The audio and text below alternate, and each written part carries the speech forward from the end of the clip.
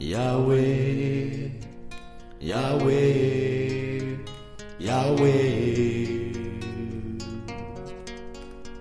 Yahweh, Yahweh, Yahweh, Yahweh.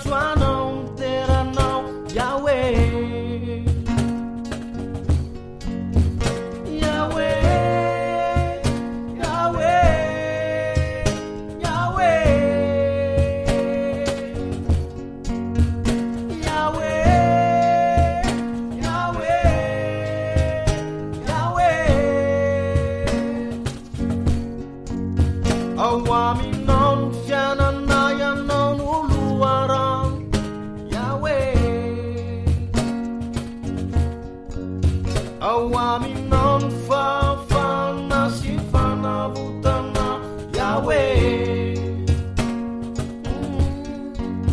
Ya non uatnya beluma kuyana Yahweh. So non tera now, Yahweh, non tera now, Yahweh, Yahweh, Yahweh, Yahweh, Yahweh,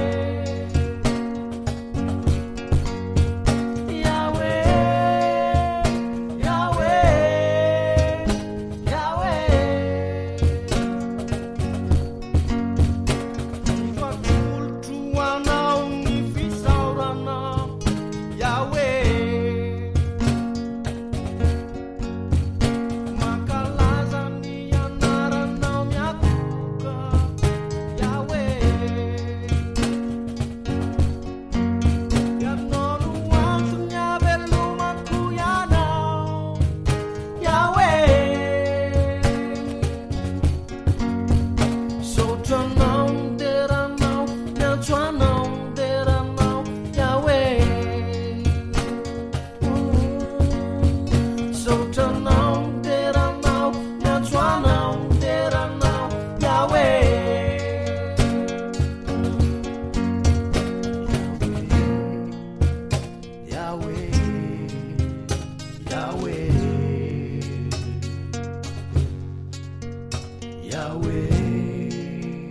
Yahweh, Yahweh,